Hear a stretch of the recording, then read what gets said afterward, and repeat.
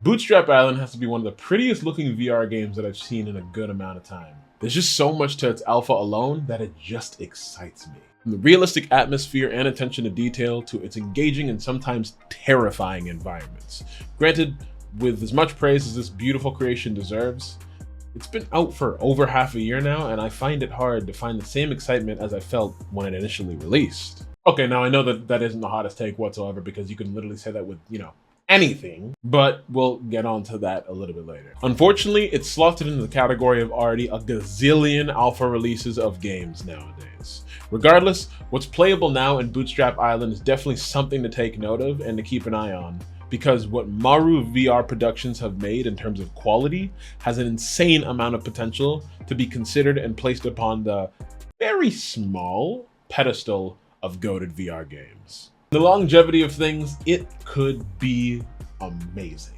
Emphasis on could, though. But let's dive into that. Now, I know that this isn't the first time you heard or are watching a video on Bootstrap Island. But you've never heard me talk about it.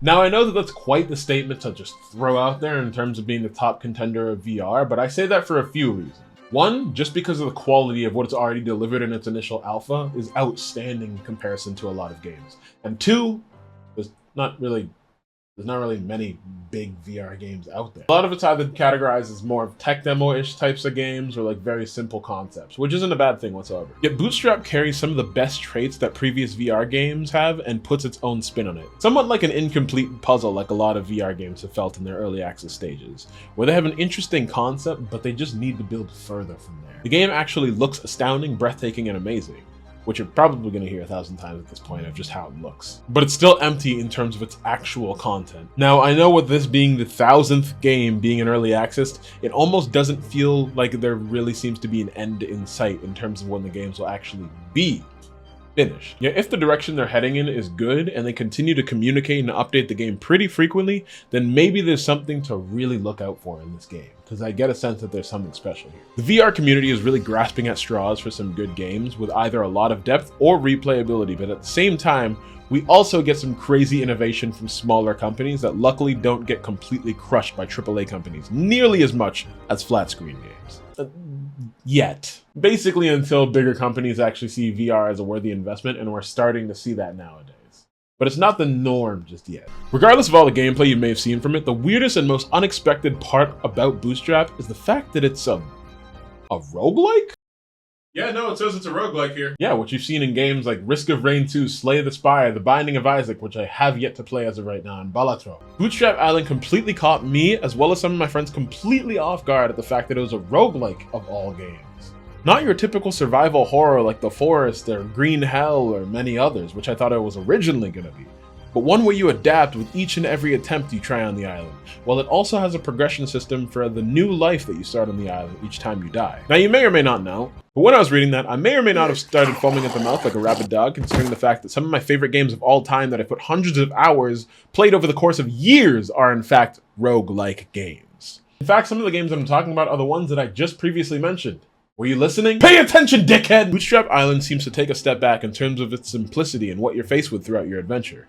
There's no big bad that you gotta look out for, or stop some sort of war that you're fighting, or some sort of next level mind-bending complex storyline. It's just you, the chest that washed up on shore, and the horrors of the island that await. The first impressions of this game, I would say, are absolutely crazy. You wake up on a beach with a narrator that gives you a short description of your situation, and from the moment you hear their voice, the clock starts ticking right then and there. You've got a food, health, and water meter, and you're burning daylight, so you gotta figure something out reasonably fast. The first impressions of this game were absolutely astounding, and when I saw the trailers, I was insanely hyped, a feeling that I haven't felt in a long time for a VR game. Then the impressions of the alpha were pretty solid too, so by the release date, I was hyped immediately to get started. I was so hyped, in fact, that I was playing in a tiny Airbnb that definitely was not suitable for VR, but I pushed through. Cracking coconuts blew my mind with a level of detail and polish, how you break open chests to get their supplies, campfire building, and the need to keep it up and alive with extra wood so you don't get folded by. I hear their footsteps everywhere. How many of them are there? Oh my goodness, dude, this is terrifying.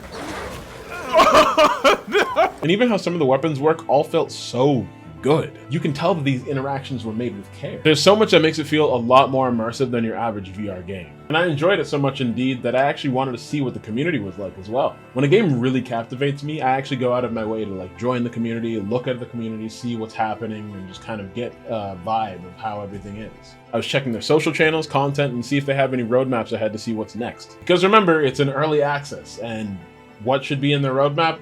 A lot. They've already established a really good foundation, and what I feel like could be built upon in the game for the future. Everything has its own weight as well, and it actually feels like you have impact. You're logging giant pieces of wood around as opposed to having some godlike strength and being able to throw it across the entire island. But because of how they proportioned everything and adding weight to the game, it actually feels like even some of the smallest and most mundane tasks feel like a big effort or contribution to your overall survival. You don't just pop a fireplace, but you drag the actual pieces of wood and line them up together and get timber and rocks and all that sort of stuff to be able to create a fire.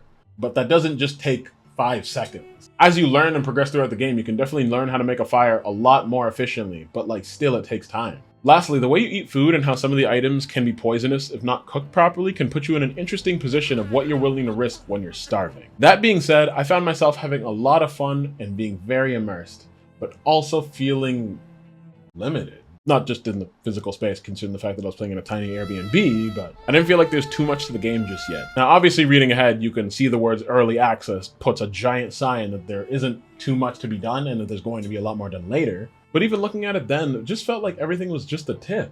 And I wanted the whole shaft. Dicks aside, after a few nights of actually playing this game, with me seeing every single type of enemy as well as some of the weapons, and I only say some of the weapons because to actually see the rest of the weapons, you basically had to keep on going through the roguelike and then die, and then you would unlock more and more tiers, but I don't die, I'm just that nigga, bro. Editing Rody here. I should preface that since then, I have actually completed and gotten every single thing in the game so far, including the fence building and the satchel and all that sort of stuff, so even with all of that, still the same feeling occurs, unfortunately. Yes, I'm in my underwear, shut the fuck up. Things started to get very repetitive. And no, not the good type of repetitive where you continuously feel like you're progressing towards something, like in Risk of Rain or Slay the Spire. But it felt like an almost pointless repetition because I wasn't building towards anything just yet. Now, understandable, this is early access, this is the first night of gaming. But it's been over half a year since its release, and that feeling is still there.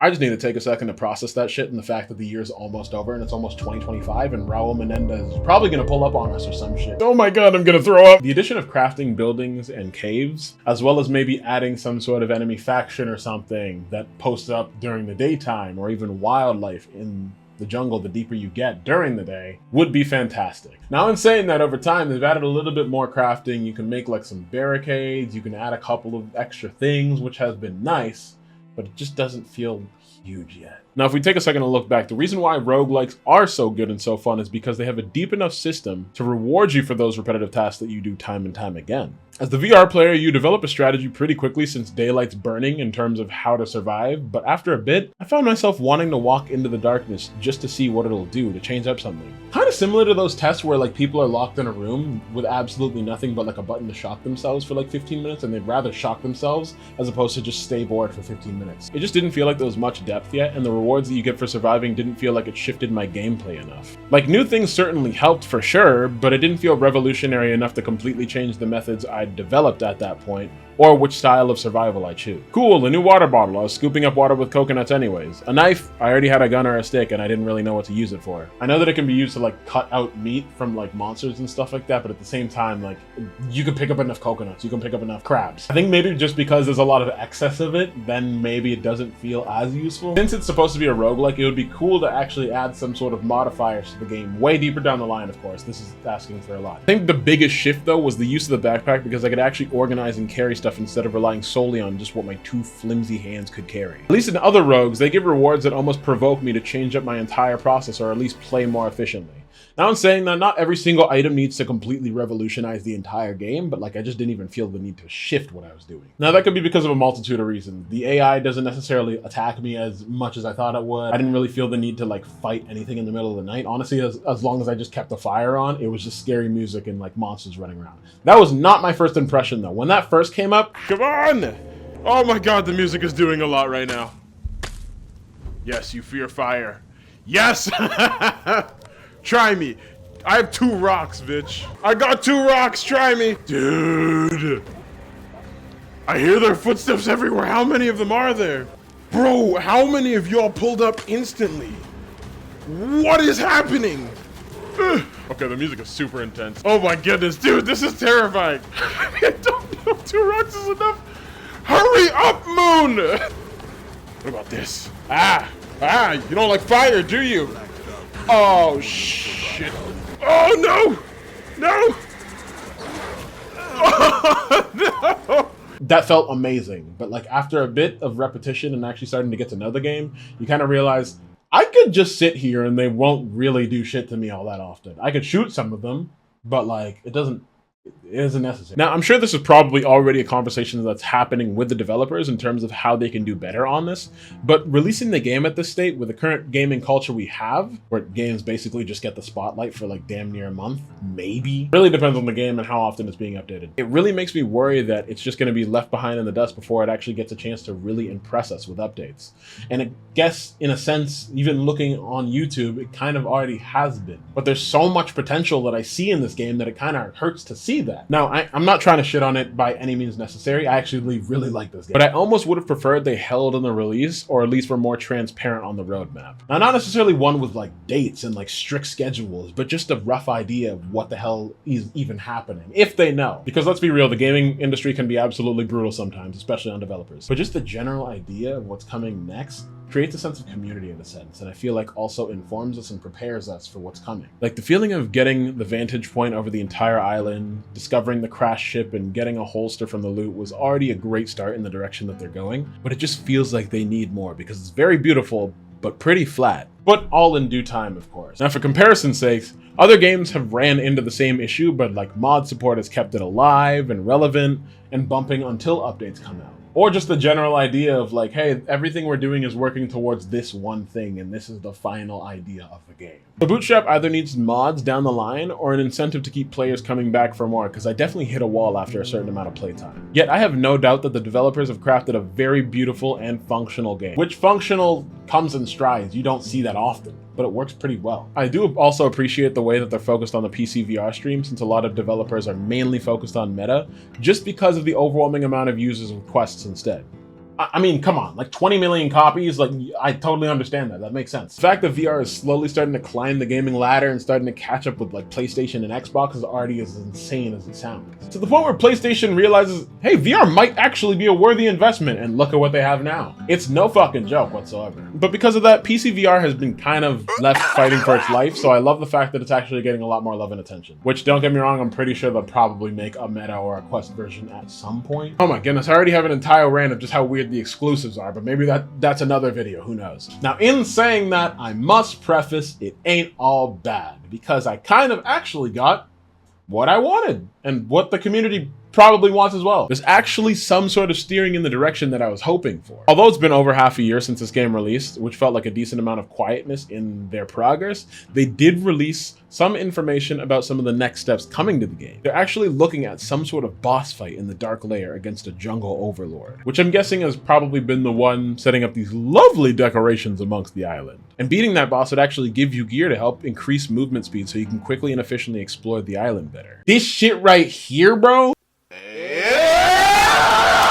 I need that. Like, I don't know the date, but it's something to look forward to. Something that I can now prepare for, talk about with the community, and theorize and possibly inspire developers on future content, as well as actually giving the game a sense of direction. This, along with food spoiling, new areas ravaged by earthquakes, new animals, quality of life improvements, all of that, just hearing it in general, genuinely excites me again. Maybe this is just my personal opinion, but as the player, just hearing about what the game's going for in terms of like the general idea of what they want makes me more inclined to get into that environment and play it and be excited for it. Maybe I just didn't do enough research in terms of finding a roadmap, but I didn't find anything nearly as like in-depth or idealistic as I've seen other games kind of show. Overall, I can't wait to see what comes out of this game next. As I said before, this feels well polished, passionate, and I'm confident that it'll hopefully down the line give me a reason to keep on picking it back up over and over again.